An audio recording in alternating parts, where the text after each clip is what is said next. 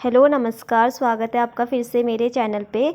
आज मैं यहाँ पे आप लोगों के लिए इंडियन हिस्ट्री एमसीक्यू जीके की तीसरी क्लास लेके आई हूँ। आज की क्लास बहुत ज़्यादा महत्वपूर्ण सिद्ध होने वाली है, तो प्लीज़ इसे अंत तक ज़रूर देखिए, क्योंकि आज की क्लास में मैंने बहुत ज़्यादा इंपॉर्टेंट क्वेश्चन यहाँ पे लिए हैं। तो उम्मीद करती हूँ कि ये प्रश्न आपको पसंद आएंगे। तो चलिए शुरू करते हैं। जो आज का हमारा पहला प्रश्न है वो है कि चीनी यात्रियों ने अपनी यात्रा वृत्तांतों में भारत के लिए किस शब्द का प्रयोग किया। तो चीनी यात्रियों ने अपने यात्रा वृत्तांत में भारत के लिए जिस शब्द का प्रयोग किया था वो है यहाँ पे इंतु। ठीक है, इंतु शब्द का इन्होंने यहाँ पे प्रयोग किया था। अब यहाँ पे आप लोगों को एक और बात याद रखनी है कि जो चीनी यात्री थे ये क्या थे, भारत की यात्रा पे आए थे। तो इसमें आपको पता होना चाहिए कौन कौन जो चीनी यात्री था, भारत कब आया था। तो सबसे पहले जो इसमें यहाँ पे भारत आया था तो वो यहाँ पे आया था कौन, फाहियान। ठीक है, सबसे पहले यहाँ पे कौन आया था, वो आया था फाहियान, जो लगभग 399 ईस्वी में भारत आया था। ठीक है, और चंद्रगुप्त द्वितीय के दरबार में यहाँ पे भारत आता है। फिर सेकंड नंबर पे जो आता है यहाँ पे, वो आता है यहाँ पे सयुगन। ठीक है, दूसरे नंबर पे आता है यहाँ पे सयुगन, जो लगभग 518 ईस्वी में भारत आता है। ठीक है, तीसरे नंबर पे यहाँ पे आता है क्या, ह्वेनसांग। तीसरे नंबर पे यहाँ पे कौन आता है, वो आता है यहाँ पे ह्वेनसांग, जो लगभग 630 ईस्वी में कहाँ आता है, भारत में आता है। और ये किसके दरबार में आता है, तो ये आता है हर्षवर्धन के दरबार में यहाँ पे आता है। ठीक है, और जो सबसे लास्ट है, सबसे अंतिम है यहाँ पे, वो है यहाँ पे इत्सिंग। ठीक है, सबसे लास्ट में यहाँ पे कौन आता है, वो आता है यहाँ पे इत्सिंग। ठीक है, सबसे लास्ट में जो आता है वो आता है यहाँ पे इत्सिंग आता है। ठीक है, जो कब आता है, 7वीं सदी के अंत में। ठीक है, 7वीं सदी के अंत में कहाँ पे आता है, वो भारत आता है। तो आपको ये क्रम याद रखना है कि कौन कौन यहाँ पे भारत आया था और उनका सही क्रम क्या है। तो सबसे पहले आपको याद रखना है फाहियान, फिर आपको याद रखना है सयुगन, फिर यहाँ पे ह्वेनसांग, और लास्ट में यहाँ पे कौन आता है, वो आता है यहाँ पे इत्सिंग। ठीक है, और अगला जो प्रश्न है हमारा वो है कि प्राचीन भारत का सर्वप्रथम सुनियोजित इतिहास किसने तैयार किया। तो प्राचीन भारत का सुनियोजित इतिहास जो तैयार किया था वो तैयार किया था बीए स्मिथ ने। ठीक है, किसने तैयार किया था, बीए स्मिथ ने यहाँ पे तैयार किया था। अगला यहाँ पे प्राचीन भारत के इतिहास से संबंधित प्रथम वास्तविक पुस्तक किसे माना जाता है। तो प्राचीन भारत के इतिहास से संबंधित जो प्रथम वास्तविक पुस्तक है वो माना जाता है किसको, रजत तरंगिणी को यहाँ पे माना जाता है। जो किसके द्वारा लिखी गई है, ये लिखी गई है कल्हण के द्वारा यहाँ पे लिखी गई है, जिसमें हमें कश्मीर के इतिहास की क्या मिलती है, यहाँ पे जानकारी मिलती है। अगला प्रश्न है यहाँ पे कि बौद्ध स्तंभ लेख से किसकी जानकारी मिलती है। तो बौद्ध स्तंभ लेख से हमें जो जानकारी मिलती है तो वो मिलती है हमें किसकी, शुंग काल की यहाँ पे क्या मिलती है, जानकारी मिलती है। और ये जो शुंग काल है ये किसके बाद यहाँ पे स्थापित हुआ था, तो ये हुआ था मौर्य वंश, जो मौर्य वंश था। तो मौर्य वंश के अंत के बाद यहाँ पे शुंग वंश की स्थापना होती है। ठीक है, जिसके जो संस्थापक थे वो कौन थे, पुष्य मित्र शुंग यहाँ पे इसके संस्थापक थे। ठीक है, और जो शुंग काल है बहुत महत्वपूर्ण काल था, क्योंकि इसी समय क्या हुई थी, बहुत सारी रचनाएं यहाँ पे क्या हुई थी। जैसे हम बात करें, जैसे यहाँ पे जातक। ठीक है, जो बौद्ध धर्म का एक महत्वपूर्ण ग्रंथ है जातक, यहाँ पे जातक ग्रंथ की क्या होती है, रचना होती है। और उसके साथ साथ जो पाणिनि थे, ठीक है, यहाँ पे पाणिनि ने क्या लिखी, अष्टाध्यायी ने, पाणिनि ने अपनी अष्टाध्यायी की रचना भी इसी काल में करी। जबकि जो कात्यायन ने गार्गी संहिता भी इसी काल में लिखी थी। और जो कालिदास थे वो भी इन्हीं के दरबार में रहते थे। इसमें इन्होंने क्या करी है, मालविका अग्निमित्र की यहाँ पे रचना करी थी। और एक थे यहाँ पे जिनसेन। ठीक है, एक थे यहाँ पे जिनसेन। ठीक है, जिनसेन ने, ठीक है, जिसने हरिवंश की यहाँ पे रचना करी है, वो भी इनके ही दरबार में यहाँ पे रहते थे। फिर अगला जो प्रश्न है हमारा यहाँ पे वो है कि शुंग काल का मानक ग्रंथ किसे कहा जाता है। तो शुंग काल का जो मानक ग्रंथ कहा जाता है वो कहा जाता है किसको, मनु स्मृति को कहा जाता है। अगला यहाँ पे कि स्मृति ग्रंथों में सबसे प्राचीन एवं प्रमाणिक पुस्तक कौन सी मानी जाती है। तो स्मृति ग्रंथों में सबसे प्राचीन व प्रमाणिक जो पुस्तक मानी जाती है वो मानी जाती है मनु स्मृति को। ठीक है, अगला प्रश्न है कि नासिक अभिलेख किस शासक का है। तो नासिक अभिलेख जो है ये है गौतमीपुत्र सातकर्णी का है। ठीक है, ये सातवाहन शासक थे। और जो नासिक अभिलेख है इनको बनाया था इनकी माँ गौतमी बाल श्री ने क्या किया था, बनवाया था, जिसमें जो गौतमीपुत्र सातकर्णी इनकी विजयों की जानकारी है। ठीक है, और जो गौतमीपुत्र सातकर्णी है इन्होंने क्या किया था, इन्होंने नासिक के, ठीक है, इन्होंने क्या किया था, नासिक के जो शक शासक थे, ठीक है, नासिक के शक शासक जो नहपान थे, इन्होंने क्या किया था, इसको पराजित पराजित किया था। ठीक है, ये भी आपको याद रखना है। तो गौतमीपुत्र सातकर्णी ने नासिक के शासक नहपान को यहाँ पे हराया था, पराजित किया था। ठीक है, अगला है यहाँ पे मनुष्य ने सर्वप्रथम किस धातु का प्रयोग किया था। तो मनुष्य ने सर्वप्रथम किस धातु का प्रयोग किया, तांबे का। ठीक है, अगला है यहाँ पे कि मानव द्वारा उपयोग में लाया जाने वाला प्रथम अनाज कौन सा था। तो जो प्रथम अनाज था वो था यहाँ पे जौ।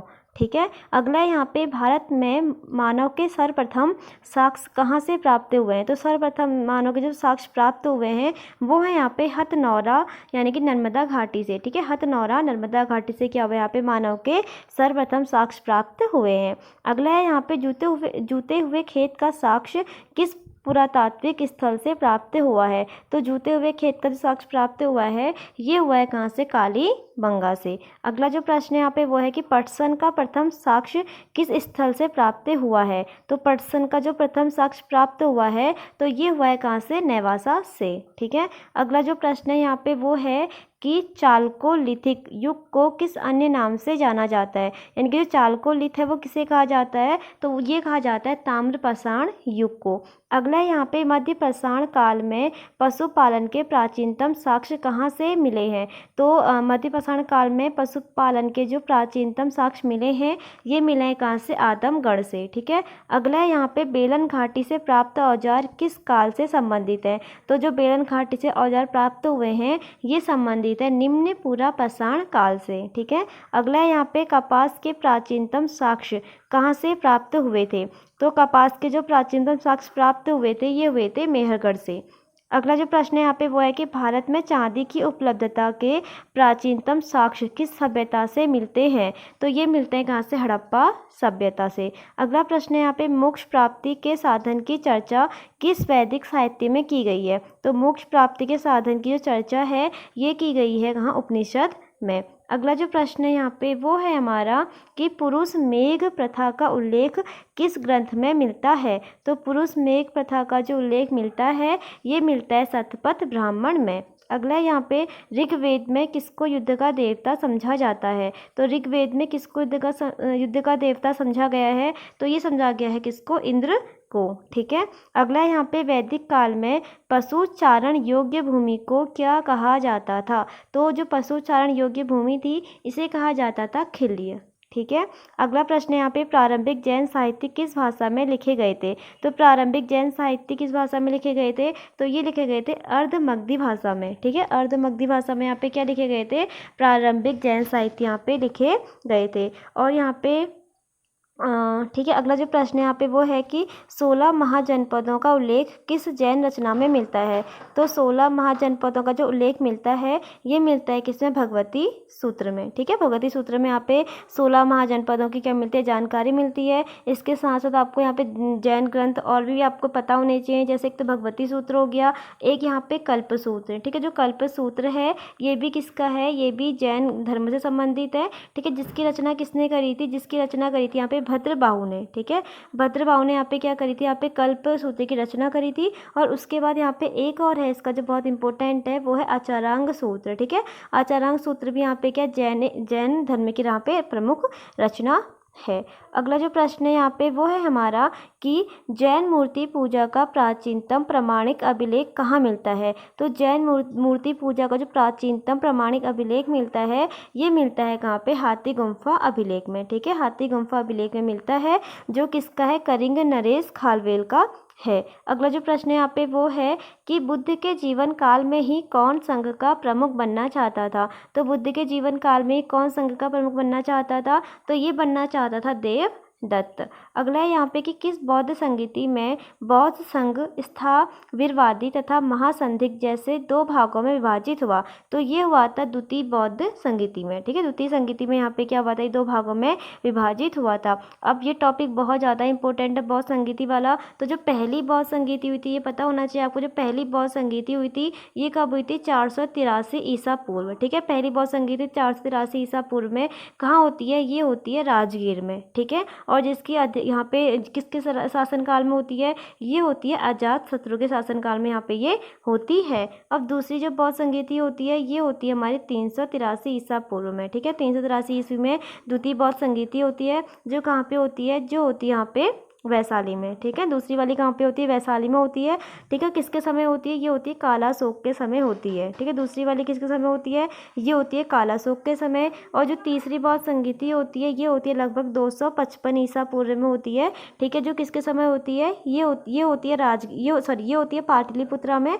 जो किसके समय होती है? जो होती है यहाँ पे अशोक के समय यहाँ पे ये होती है, ठीक है। ये अशोक के समय होती है और ये होती है, ठीक है। ये होती है कहाँ पे? ये पहली ईसा पूर्व में होती है, ठीक है। और जो चौथी बौद्ध संगीति होती है वो पहली शताब्दी में होती है, ठीक है। और ये कहाँ होती है? ये होती है कुंडल वन में, ठीक है। और जो चौथी होती है ये होती है कहाँ? कुंडल वन में। और ये किसके शासनकाल में होती है? तो ये होती है कनिष्क के शासनकाल में यहाँ पे होती है, ठीक है। अब इसके साथ साथ आपको एक और चीज़ याद रखनी है कि जो ये बौद्ध संगीतियाँ हुई थी इनमें अध्यक्षता मतलब किसकी अध्यक्षता कब हुई थी, ठीक है। अब जो पहली बौद्ध संगीति हुई थी तो इसमें जो अध्यक्षता करी थी वो करी थी किसने? महाकश्यप ने, ठीक है। यहाँ पे पहली बौद्ध संगीति की अध्यक्षता जो करी थी वो करी थी महाकश्यप ने। दूसरी वाली की जो अध्यक्षता करते हैं यहाँ पे वो करते हैं यहाँ पे सबक मीर, ठीक है। दूसरी वाली की यहाँ पे करी थी किसने? सबक मीर ने। और जो तीसरी बौद्ध संगीति हुई थी इसकी अध्यक्षता यहाँ पे करी थी मुगली पोतिस गोसाल ने, ठीक है। मुगली पोतिस गोसाल ने तीसरी वाली बौद्ध संगीति की यहाँ पे अध्यक्षता करी थी। और जो चौथी बौद्ध संगीति है इसकी यहाँ पे जो अध्यक्षता करी थी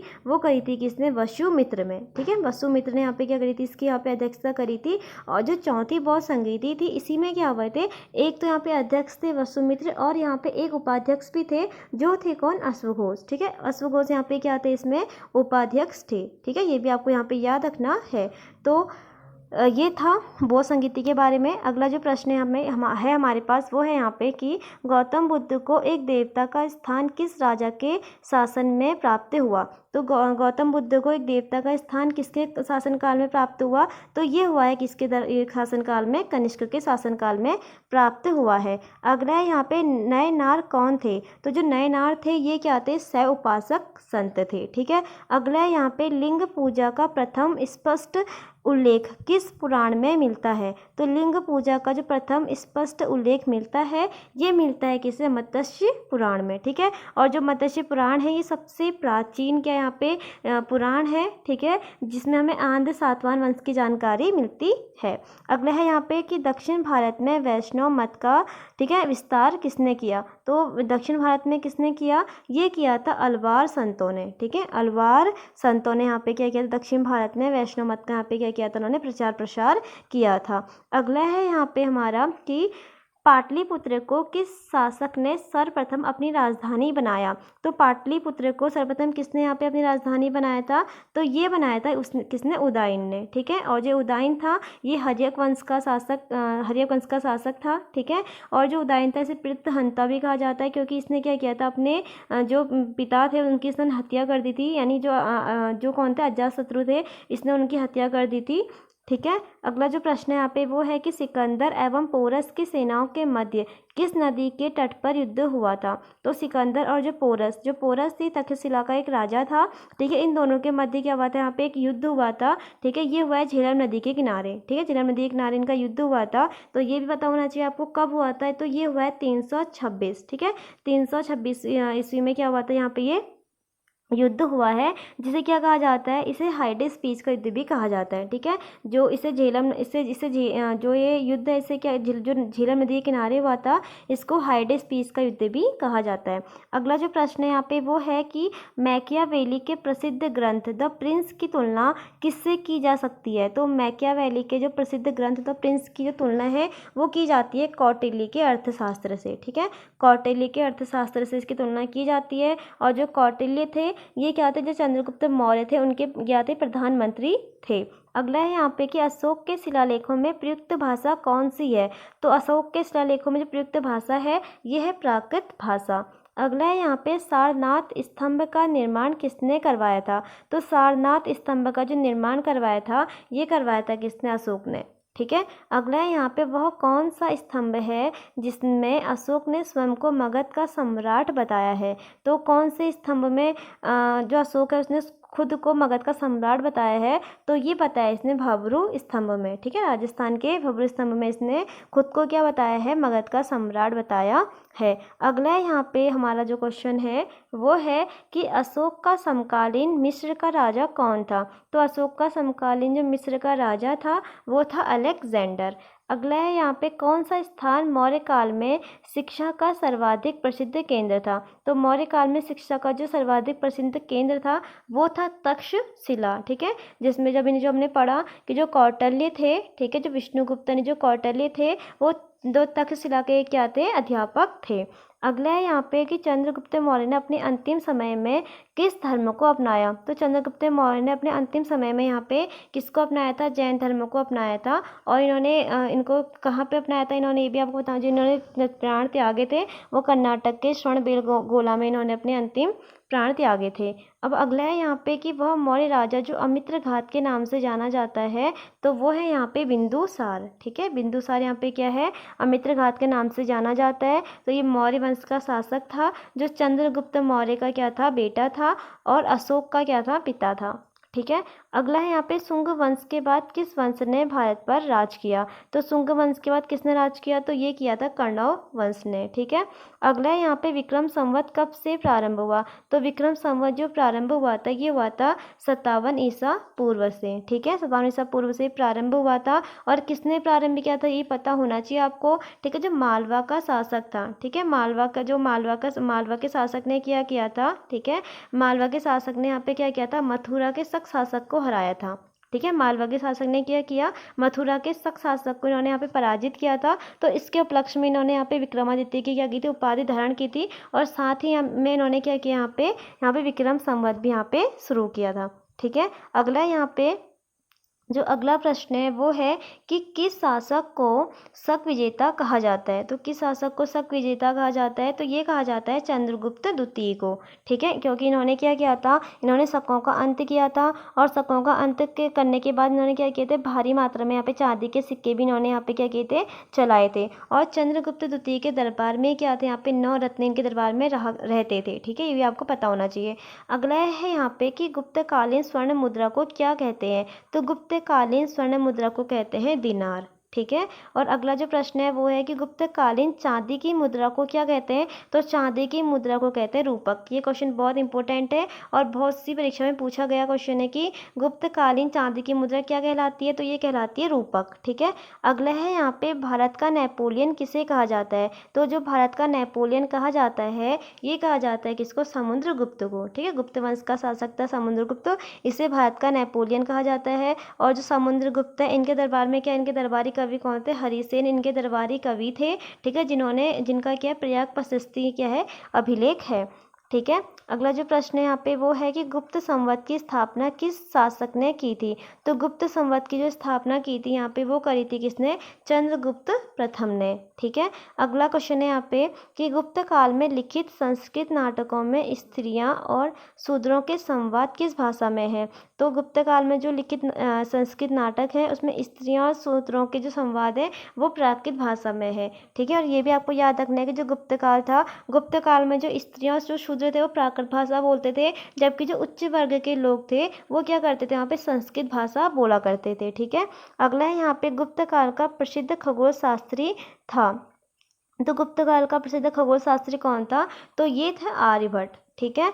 अब आज का अंतिम प्रश्न है यहाँ पे कि नालंदा विश्वविद्यालय को किसने नष्ट किया था। तो जो नालंदा विश्वविद्यालय को नष्ट किया था ये किया था किसने, बख्तियार खिलजी ने, ठीक है, बख्तियार खिलजी ने नष्ट किया था। लगभग 1198 ईस्वी में इन्होंने क्या किया था, यहाँ पे नालंदा विश्वविद्यालय को नष्ट किया था। तो ये थे आज के हमारे 50 बहुत महत्वपूर्ण प्रश्न। उम्मीद करती हूँ कि ये प्रश्न आपको पसंद आए होंगे। अगर आपको ये प्रश्न पसंद आए तो प्लीज़ अपनी राय मुझे कमेंट बॉक्स में ज़रूर दीजिएगा, ताकि मैं ऐसी प्रश्न आगे भी आपके लिए लेके आऊँ। तो कल फिर मिलते हैं नए प्रश्नों के साथ, तब तक के लिए धन्यवाद।